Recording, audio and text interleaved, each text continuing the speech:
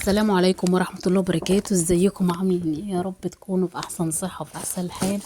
النهاردة ان شاء الله هنعمل القراقيش مع بعض، بس مش هنعملها بالطريقة العادية.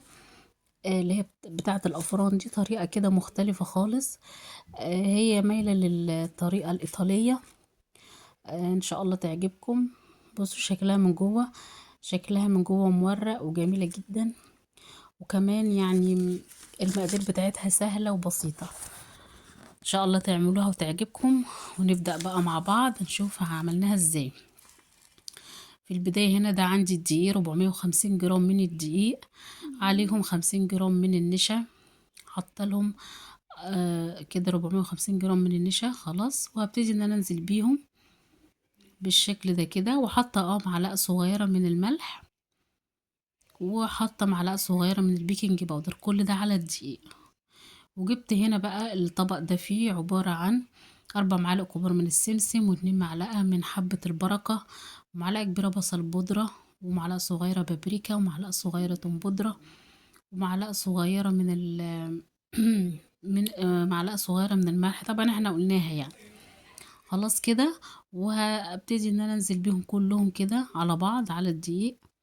وجبت سمنة 250 ملي من السمنة، وابتديت ان انا زي ما انتوا شايفين كده اخلط السمنة مع الدقيق.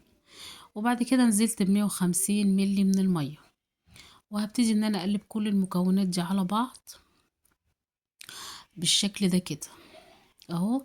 طبعا المقادير دي مظبوطة جدا جدا. طبعا هي ما فيها بيكنج باودر، ما فيهاش خمير يعني مش هترتاح. هنقوم جايبين كيسين بتوع تلاجة، نفتح واحد ونحط العجينة ونغطيها بالكيس التاني برضو بالشكل ده كده. وهبتدي ان انا افردها بالنشابة زي ما انتوا شايفين كده.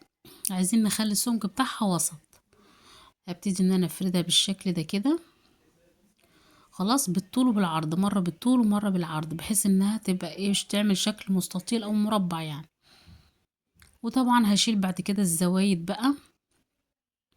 القرقيش دي يا جماعة طعمها عامل زي البسكويت المملح بتاع زمان ده اللي كنا بنجيبه، نفس الطعم كده. نبتدي ان احنا نشيل الزوايد بقى ونسويها عشان دي يطلع شكلها متساوي وشكلها حلو. طبعا هي مش بتخمر زي ما قلتلكوا. وابتدي اقطعها بالشكل اللي انتوا شايفينه ده. اول ما اقطعها ادخلها على طول على الصينيه. طبعا هقطعها في صينيه يعني تكون مدهونه بالزيت او مش مدهونه، هي فيها ماده دهنيه كتيره يعني مش هتحتاج. وهدخلها بعد كده على فرن على درجه، بصوا شكلها بقى عامل ازاي، وشايفين السمك بتاعها حلو ازاي. هو ده احنا مطلوب ان يكون متوسط. طبعا هدخلها على درجه حراره 180. هشغل العين من تحت الاول، وبعدين تاخد لون وارجع اشغلها من فوق. هي هتتحمص بقى من جوه ومن بره، وهتبقى بالشكل الخطير اللي انتوا شفتوه في اول الفيديو ده. تشكيلها سهل قوي ومش صعب. طبعا دي ما كانتش كل الكميه يعني، انا عملت بعد كده من ورا الكاميرا بس كده بوريكم شكلها اهي. كل الكميه يعني هتدخل الفرن زي ما قلت لكم. وبعد كده هتاخد لها بتاع نص ساعه، ساعه الا ربع على حسب، لحد ما تقرمش وهتطلع بالجمال ده والتوريقه الحلوه دي. شايفين بقى شكلها من جوه، توريقتها حلوه قوي.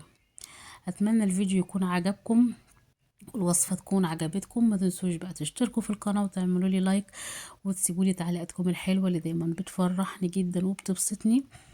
ربنا يخليكم واشكر كل اللي اشترك في القناة الفترة اللي فاتت. ربنا يخليكم يا رب، ويبارك فيكم وفي اولادكم. ودي شكلها النهائي، شكلها جميل جدا، طعمها احلى واحلى. والسلام عليكم ورحمة الله وبركاته.